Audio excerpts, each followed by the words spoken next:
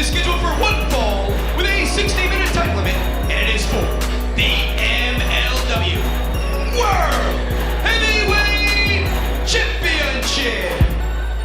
Introducing first, he is fighting out of Indianapolis, Indiana, weighing 355 pounds. He is the challenger, Calvin Tankman.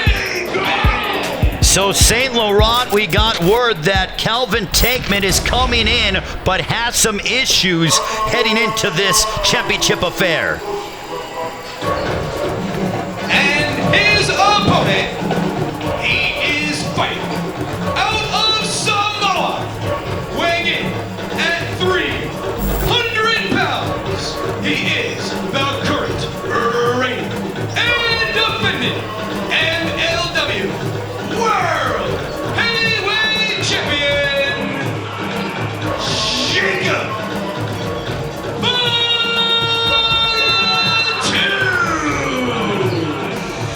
Yeah, there are rumors, Ray, like you referenced, the issues with Tankman. There are rumors that he had food poisoning earlier in the week. He says he's fine. You gotta wonder though, is he fully rehydrated? Could it play a role stamina-wise? And let's face it, this is now a few times that Contra has had a huge match, and by coincidence, the opponent has had food poisoning heading into the match. I don't know who's watching their food and water during fight week.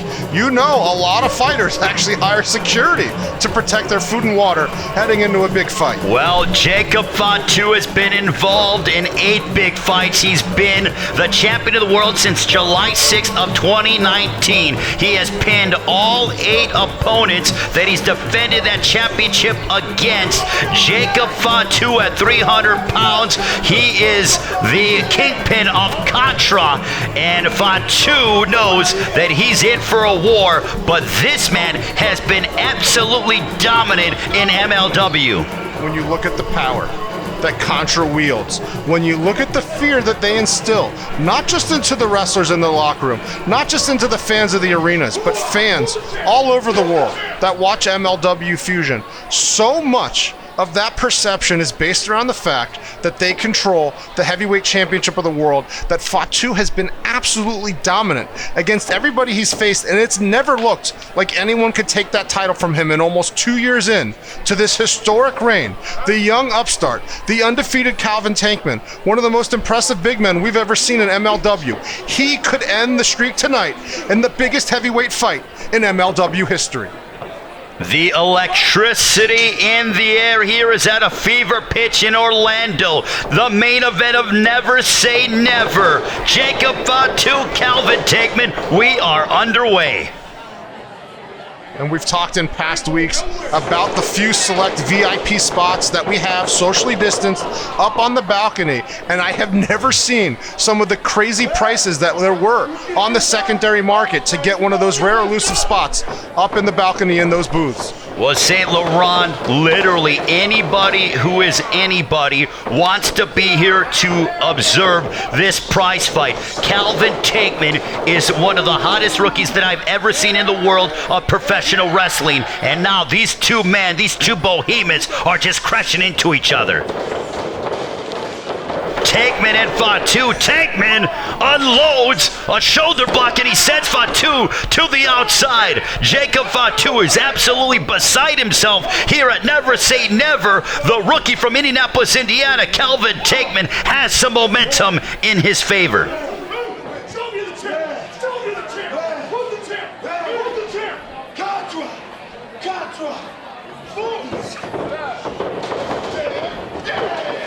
Jacob Fatu, Calvin Tankman. Calvin Tankman unloading a big right hand over the top to Jacob Fatu. And Ray, earlier you mentioned all the huge title defenses that Fatu has had. But this is Calvin Tankman's first heavyweight championship fight, and it's so important.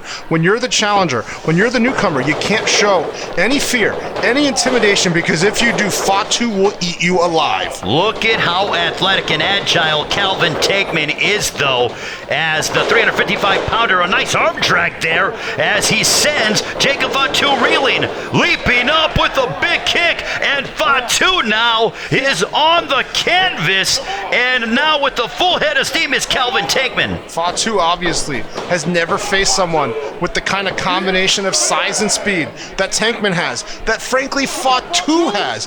Fatu, a freak of nature, never thought he would face someone that could bring to the table what Fatu brings, and that's what Tankman is. A little bit heavier, but really they match up so evenly, and Fatu frankly looks shocked here in the early going.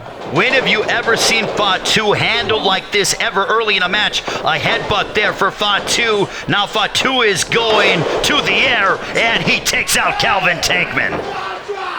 And this is a chance for us to find out how truly great Jacob Fatu is, because until you are tested, until you meet your match, as he hits a big super kick to the face, until you meet your match, you never have to dig down and see what kind of guts you truly have. And we will find out tonight, both about Fatu and Tankman, what these men are really made of. Jacob Fatu has been the most dominant champion that MLW has ever seen, but Calvin Tankman, the rookie, he believes in himself and he feels this is going to be a banner year for him. And Fatu went to the throat there. Great strategy. If you can, try to affect the breathing. Both these men, large, both these men, quick on their feet. But as the match goes on, you know that stamina is going to play a factor, especially if it's true that Tankman had food poisoning earlier in the week as he gets the foot up there. Oh, but what a counter from the champion with the Samoan drop. And now Jacob Fatu goes for the cover, and no, as Jacob Fatu thought that he was moments away from ending the undefeated streak of Calvin Tankman. It looks like the champion, Jacob Fatu, has some loose wrist tape here. Might have to have the referee try to snip that off. Oh, he's choking Calvin Tankman. Come on now. Are you kidding me? Well, the tape is loose. You might as well use it, Ray. He did it deliberately. That was done on purpose for illegal use. Come on, St. Laurent. And now Jacob Fatu unloads on the skull of Calvin Tankman. Calvin Tankman seeing what, and he responds with a chop on the chest of Jacob Fatu. Oh, back to the throat, though, goes Fatu. You know, that's one of the things about that throat thrust that's so hard to tell from the position of the referee. Was it to the throat? Was it to the chin? We both know it was to the throat, but can you prove it? And if you can't, the ref's going to let it slide. I need to look in the rule book of MLW because I don't even know if that's legal by chance. I don't know if Joseph Samael is paying off those within MLW to get away with that, but I really wonder if that's illegal or not. Well, Fatu back in control, and another thrust right to the throat. And the champion's feeling himself now. This is what he wanted. Finally starting to wear down Calvin Tankman. Well, he's diabolical. He is an imposing physical figure, is Jacob Fatu. He's violent, and Calvin Tankman is feeling those effects. And there's a big right hand on the left side of the temple of Calvin Tankman. And Fatu with the head of steam. Yeah, doing a great job of following up, creating some space, and then closing it quickly. Oh, and the big cannonball from Jacob Fatu. Oh my goodness, Calvin Tankman's head snapped back off the bottom turnbuckle, and Calvin Tankman has been beaten quite a bit in this match physically. Yeah, this is twice now that we've seen Fatu hit a big high-impact move and then quickly followed up with a kick to the face. You already have your opponent stunned. Why not sneak in another big blow to the jaw if you can? And now the nerve hold. This has been taught by the Fatu family for generations. Nobody on planet Earth has mastered this nerve hold the way that Jacob Fatu has, and Calvin Tankman in clear agony. Well, this is when Calvin Tankman, you have to wonder, is thinking about his children back home in Indianapolis, Indiana, his family, why he does this, the ability to change his life if he's able to defeat the champion and start a new era here in MLW. And what a shot there by Jacob Fatu to send Calvin Tankman crashing to the canvas. Huge collision there. Fatu and Tankman. Fatu getting the better of it with the back elbow. And you see Fatu The confidence is building more and more. Maybe a little flustered that in the early going he had finally met his match after 2 years of dominance, but now Fatu feels like he has things in control. Could the end be near by Calvin Tankman? Jacob Fatu sensing, but Calvin Tankman has risen to his feet. And now they're just going toe-to-toe, unloading in the center of the ring, St. Laurent. Yeah, these big behemoths back and forth with the right hands. Who's going to go down first? Tankman kind of changing things up here with the forearms now. Fatu sticking with the traditional punches.